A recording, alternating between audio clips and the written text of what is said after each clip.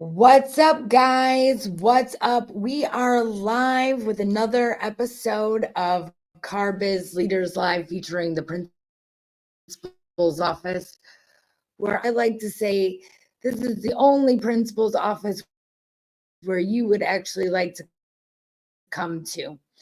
I Postal, Nissan, and Chrysler Dodge Jeep Ram.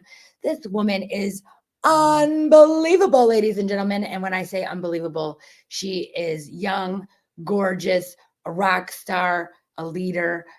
She's running 2 dealerships right now. She's TikToking. She's going for it. And she is just one of those people who I'm so we're talking to Brooke guy from Coastal Nissan Chevrolet Cadillac. Recently just won 40 under 40. I mean, this girl is amazing. So I know we're going to have a great show today. I can't wait. And hopefully all will work out for us in the name of this. And we're going to have a great show today. So without further ado, let's get this party started.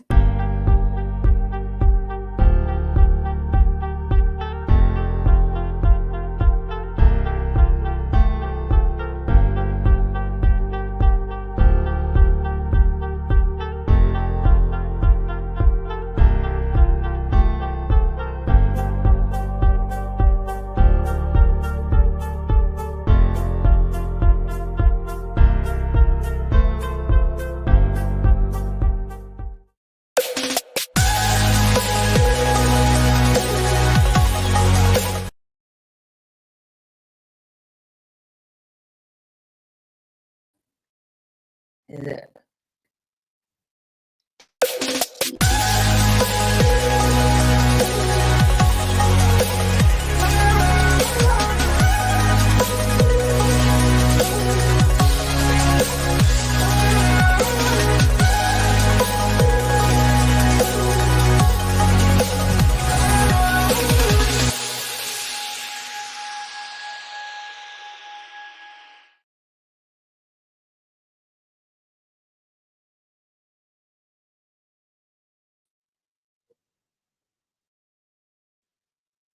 Stage, how are you? I'm so grateful you could be here.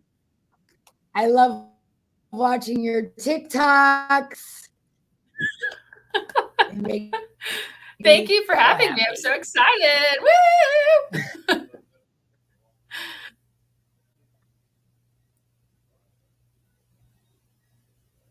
So know you. Would you mind just introducing yourself and telling us a little bit about who you are and what you do?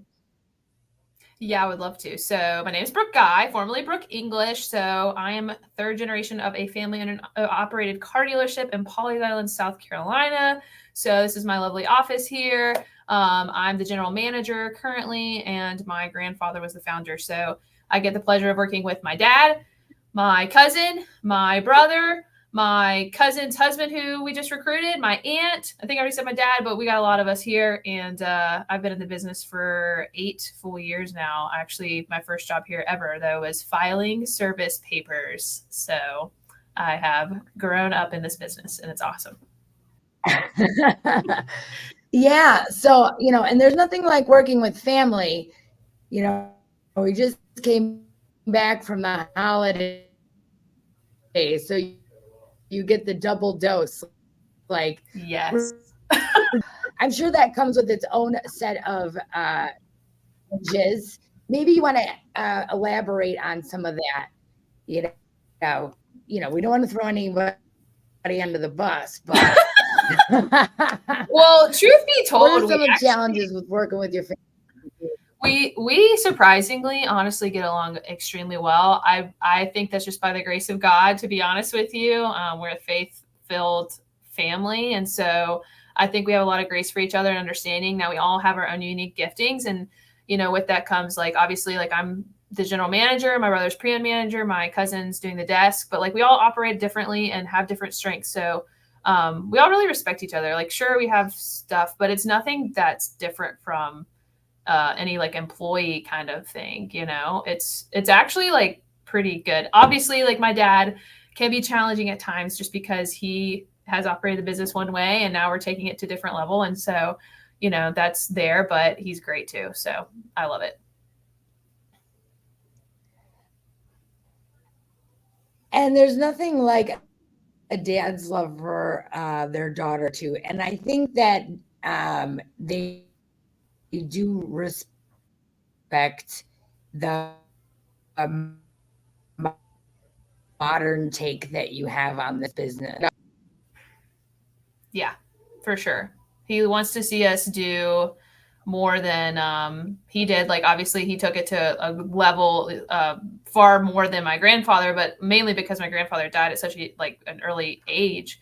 But he knows that we are capable. Otherwise, we wouldn't be working in this position. Like, my dad is not above firing any of us, and so he made us earn it, which I love because it's made us harder, like tougher, stronger, smarter, all those things. And so, yeah, I madly respect that about him.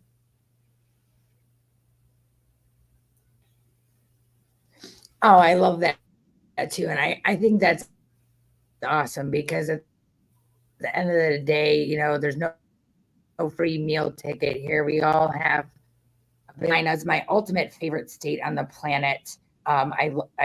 We have a home there. I used to go there all the time. What do you see is happening in the Carolinas market? I want to know, is business going good? How are we doing here? So it's very challenging this month, which granted November usually is a pretty challenging month, but I'm one to kind of buck the trend. At least I try to. But yeah, the new car market is definitely down for us. And I've talked to all of my reps and they're saying the same thing across the board around our region. So, in a way, sure, that's encouraging, but at the same time, I'm like, blah, I don't want that answer. So, and used cars, what's interesting, thanks to, Glenn, like with this calendar tracking our year over year sales, we're actually up in units. I mean, the grosses are down, but the units are up, which is awesome. So I'll take that. Obviously the grosses, we would love for that to improve, but we're, blocking and tackling as we can. We're buying, what we can and just still staying on the course.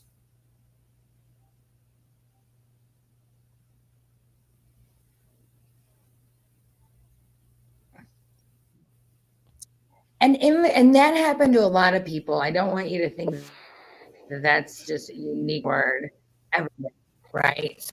Mm-hmm. So this is not a unique thing that's happening. Of course, we want to get that gross up. Of course, we want to get those units up. But a lot of people were, at one point, were just charging because of the market and the supply was down. And now you can see supplies are coming back a little bit, so you can get some better buys on it. Yeah, that is the good thing. Situation. So tell me about some of your latest success. I want to hear some big wins. So big wins, just like as a store. Well, we are. I think a win is how many employees we have. We have grown our staff from basically, what was it, like 70s, 80s to we're almost to 100 people, which is crazy because we've never been this big. And we had to actually tear down our conference room to make we call it our service coordinators. So more people know it as BDC, but basically had to add 5 offices, which is pretty cool. I like that. I think it's awesome. That's a big win. I would say, for me personally, top 40 under 40 last year, I won. My cousin actually won it this year. So that's pretty big for us being such a small town dealer, and someone winning an award like that is really, really cool. And just the amount of repeat referral business that we receive, like our service department, I didn't touch on that, but they have continuously grown year over year, tremendously. It's crazy. Last year we saw the biggest growth we've ever seen, but the fact that they're still growing on top of that, that is so cool. So I don't have the numbers on the top of my head, but we had one advisor reach 4 hours in a row last month, which is insane. So she is awesome. And everyone here is awesome. Oh, I love that she's a she too. That's so amazing because the service, we are in a male dominated industry. There are more ladies coming up in the world, but it's so unique when we see the service technicians, the service advisors, not a ton of women there. And that is so for sure.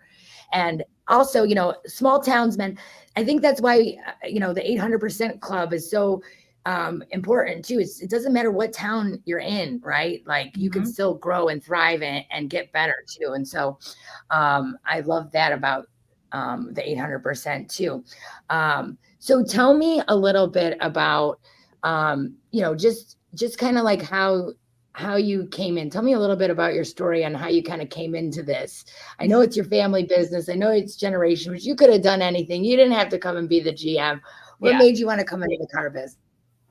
I actually did not want to work here. I'm one to do exactly the opposite of what people tell me, because for whatever reason, I'm just that independent. I'm like, no one's going to tell me what to do. So I went to school for pharmacy, biology. I switched my major like 3 times, exercise science, worked at a local doctor's office and fainted on the second day of the job because I could not stomach the blood. And I was like, wow, okay, I cannot do this. Like, I feel like I'm someone who can do anything, but I literally could not do, like, there's no way. So I went back, changed my major to business, and I was like, okay, whatever, business can be anywhere, right? Still adamant about not being in the car business. Like, it didn't even cross my mind. And I worked at a hotel. I worked like at all these different jobs. And finally I came home. I was lonely. I was living in my parents' house, trying to save some money. And my dad was just like, yeah, just work at a dealership. It doesn't have to be long. Like, you just need to make money. You just go sell cars, blah, blah. I was like, okay, whatever. So sold cars. And I was actually just about to move to Charlotte, North Carolina, because even my dad was encouraging me. He's like, you need to go out there, like, get out, do something different. And then it was just like something just stopped me. I was like, no, you're meant to be here. But I like honestly hated it. So, I mean, hate, like, and we were very different back then. We didn't have the training we have now, the mindset, any of that. So I started our marketing department, did that for a few years. And then it was actually my now GSM who inspired me to branch out and start in the finance role, which was the most challenging role I've ever had. It was so hard, but it made me strong. It made me realize, like, I actually can do a lot of things. And I'd always been the shy kid, which is like, my husband to this day is like, I cannot believe you were shy in school, because you can literally talk to anyone now. But I credit it to the car business. Like, the car business has given me so much. Like, it makes me emotional whenever I talk about it, because I really was someone who could not speak to people. I was so afraid of people.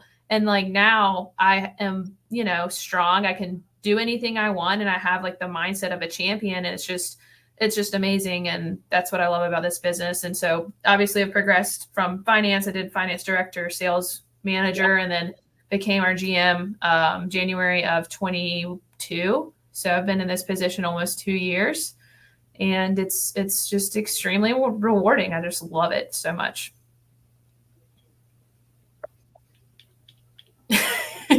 And you're killing it. And I know that there's like a couple weeks, and when she says it's slow, people, this is just slow for her, okay? Because she's always going. And that's the one thing that I love about you. I love that story too, about how you absolutely didn't want to be in it, but it kind of just like, it hooks you. You get hooked on it, and it becomes second nature.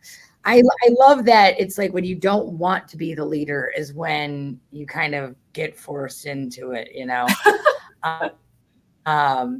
Let's talk about that for a little bit, because here you are, you're Segway. Are they next to each other? Or are they in the same brand?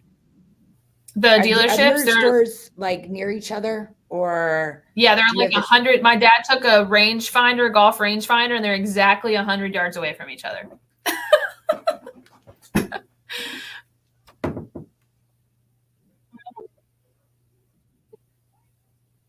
Okay. Segway. I love it. I love how people have, like, they have a kind of shared parking lot, and they got to zip over there, and I've had Russell on his Segway, and I can't wait to show you the videos because they're hilarious. But anyway, let's talk about being a woman in automotive. Tell us kind of how you see it. Are you inspiring more younger people to come in into the dealership to be a part of it. More women did. What is your take on that? So I actually recently recruited someone. Well, really it was my husband. Thank you, Tyler, who's 18. He's pretty green at life. And pretty much I gave him like a 2-hour tour of the dealership and explained our story and my story and all that. And I think that, just side note, has so much to do with like what we need to be selling that more, and we don't do that enough. And so he's been working here for maybe a month, not even, and just kind of in an entry level, like product knowledge position. We're really trying to like expand out, like, I guess widen the barrier to entry for people, like not just commission salespeople. So he's 18, so probably our youngest employee. But just, it's so cool because it's like, I don't think a lot of people, especially young people, understand how great and rewarding this business is. So whenever I'm out, I really try to, that's why I'm on social, because I'm really trying to market how great of a business it is. And so people can see, especially like me being a woman, it is a great business for females too, because there's not very many of us. Granted, like our store, we have like almost all of our advisors are females. I have a female tech now, which is pretty freaking cool. And I'm just trying to get more females on this because it's just a great industry. Like I can't really explain. I mean, I could go on about it probably for hours, but it's like, if you're a female and you want a really rewarding job and a job that like doesn't, look at you for the fact you're a female, but the fact that like you can work really hard and make just as much, like the same amount of money as the next guy working next to you, selling cars or servicing or whatever, like there's money to be made in this business, and anybody can do it. And don't be intimidated by men. Like, and the guys at our dealership are awesome. Like we have a female salesperson and she loves it. And it's just cool to see people working together. It's not male versus female, but it's like, yeah, more females need to know that this business exists and that it's a great option. And it's not just these guys that are everywhere and taking over. So.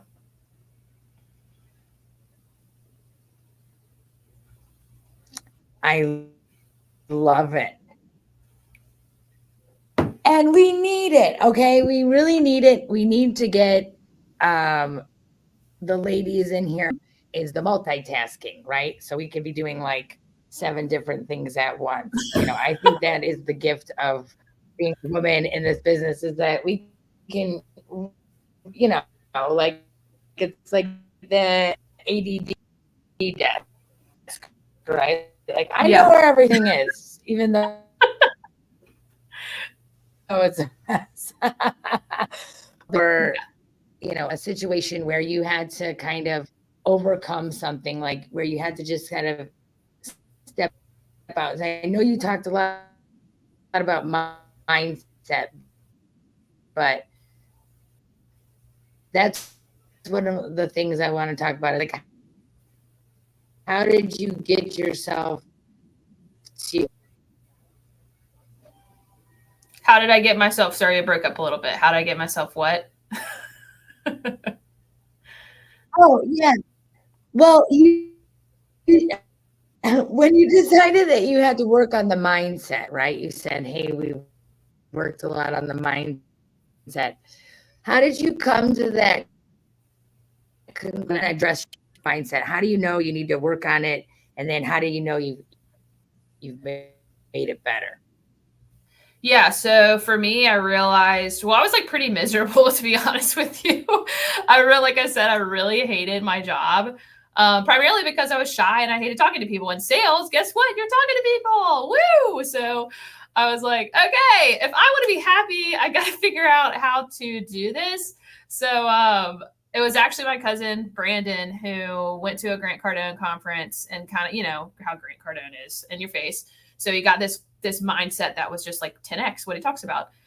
And he brought it to me, and I just realized, like, I had just started my health journey, and I think there's a lot to be said about your fitness and your health. And when you start that, like, it just skyrockets everything in your life, because you're like, I was waking up at literally 5 a.m, which my mom looked at me one day. She said, I don't even know who you are anymore, because I would sleep until like 10 a.m. whenever I lived at home, like not working. So she's like, there must be something at that gym that is just whatever getting you there. And it was because I had no friends. I had no community. So I was so desperate for something more in life, that I would wake up at 5 a.m. and I go to, my life was going to the gym, going to work till like 7 or 8 o'clock, coming home. Granted, my mom was there to cook for me and I go to bed, and that was my routine. And so building this mindset, I started CrossFit, and CrossFit, if you've never done it, is like the hardest freaking workout you're ever going to do in your life. And so I was pushing. It's really fun, trust me. But it's so mentally challenging that you can't help but change. Like when you're brutalizing your body at 5:30 in the morning with all these other people who are freaking throwing up. Like, I mean, there were times legit where I would pull my car over and throw up on the side of the road because I couldn't make it, you know? Mm-hmm. And so it just forces you to recognize that, hey, like there's something there. And so I realized it was in the finance office where I actually had like probably the worst time of my life, because up until that point I'd been a perfectionist my whole life, and I finally realized it wasn't serving me anymore. I had to talk to a therapist, obviously, but they were just like, look, Brooke, until you can like realize that you're not perfect and that this is a growing opportunity for you, the happier you're going to be, the quicker you're going to learn, the quicker you're going to grow. And so I just really, it was just like an instant decision that I was like, you know what? I'm not going to put that burden on myself anymore. I'm going to try my very, very freaking best and give it my all. And I did. And I exited that office in the best way I possibly could have at that time. And so ever since then, it's like I realized I can do hard things. And like, especially with CrossFit, like that was the beginning of it, was realizing like, okay, I see this workout ahead of me. I really don't want to do it, but I'm going to do it anyways. And here I am. I didn't die, you know? So I think that really helped me set myself up for success. And that's why I am the way I am today and continue to grow, because I've only seen benefits from it.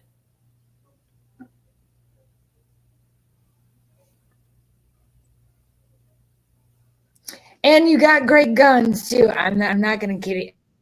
I love it. Your arm hands too. You can really see how it is giving you the energy. Look at those guns. Look at that definition. I love it. I love it. And, you know, I think everybody needs. We're having too much fun, ladies and gentlemen. Too much fun. Oh, listen, we got some comments. Let's see who's commenting for us. Today. They don't want to hide. Oh, Michael Cirillo says Tyler's the best, and for you to keep crushing it. Thank you. Thank you, Michael. You're the best. You're the best. He's so good. He always comes with the good. Well, I call them the hilarious Canadian jokes. Like they're love them for it. We love them for it. So one of the things that you were talking about was like doing the hard things. Doing the hard things. And I think that is so important for everybody to realize that like you gain the confidence by trying it. And so going back to telling the story and sort of walking around Tyler around the dealership, what I wanted to kind of say is like, how do you translate the story of your dealership? Because I know you said you really wanted to tell it, but maybe you can tell everybody it right now, like what's special about Coastal and the story behind it too, because I want everybody to come into your dealership and buy a bunch of cars. So let's tell the story. Is that okay? Yeah, I would love to. So the story is like very special to me just because I personally never met my grandfather. And so like, for me, this like dealership is him, like it lives on, you know, it like his vision and his mission and everything is what we do today. And it's so special because it's like, that's what everyone wants, right? Like when you die, you want your legacy, and he's literally has his legacy right here, and we're living it out. And it's just so cool and special. And, you know, not many people get the pleasure of saying they can do something like that, you know? And my grandfather started in Charlotte, North Carolina, and got the opportunity to own a Datsun franchise, and came to what was Georgetown, South Carolina, which is like 10 miles down the road. And that's where we first started. And what's amazing is my granddad was only in this area for 10 years before he died. And the reason why we're still in business is because, well, like my grandfather maxed out his credit cards, gave everything he had, everything financially, like literally everything. And even that wasn't enough. Like we were at a point where he was not able to get any more loans to like keep the business going. And a stranger who went to my grandfather's church loaned him money, obviously paid it back, but he was like, here's some money to basically keep you going. And I'm just telling you, like my dad tells me all the time, he's like, Brooke, if that man never did that, we probably wouldn't be a business. For someone who was only in a community for 10 years, that's not a long time. Like I've been here my whole life, you know? And that's what's so freaking cool is just the relationships that my grandfather built. It really does mean everything. And I think that's just so amazing. And so what we ended up doing like a few years ago, my cousin and I, and we were like, you know what, we're not just a dealership. Like we don't just buy cars and sell them and service them. Like we're so much more than that. And we just truly believe like my cousin's the visionary behind everything. And he was just like, dude, we just need a vision, mission and core values. And so our mission is to give everyone the best experience they'll ever have at a car dealership. And so the reason why we say that is because it's not just about customers, it's about our employees, it's about our vendors, it's about anybody who comes in contact with us. So it's all encompassing. And we just love that so much because it is about the experience. I mean, think about how many people have crappy experiences at these dealerships. And, you know, in a way, some of them are forced to keep doing business with them because that's where, you know, it's where they're at, they're a local person. And it's like, dude, no, it should be so much more than that. And our core values are positivity, integrity, growth, professionalism, service, and accountability. And those are 6 things that embodied my grandfather from what I understand. And it's so true. Like everyone always says, oh, he's the most positive man in the room. He always was growing himself. He was always about the service, like all of it. So like, that's where our 6 core values came from, is from him. And so that's what's great is now we're passing that to employees. Like if you read our reviews, people literally say in the comment, like, had the best experience I've ever had at a car dealership. We're not telling people to say that. It's just what we deliver. And that's what we strive for every single day. And I just want to impact more people. I want to break that negative, you know, stigma, like Glenn says, you know, break that in the car business. And I think we can do that through experiences and taking care of people.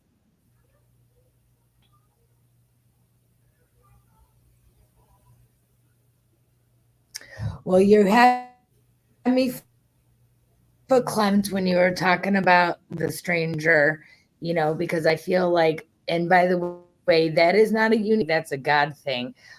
So before we wrap up, and I'm so thankful to you for everything, but if you were to give maybe let's take it a little differently. If you could give some advice to those people who are young and running and stuff, what would your best advice be? My advice to other people doing this, or like young people in general, is to find someone who's done it, that you like, the way that you want, like the vision that you see, the goal that you have. First off, have a goal, because you can't just run through life with nothing.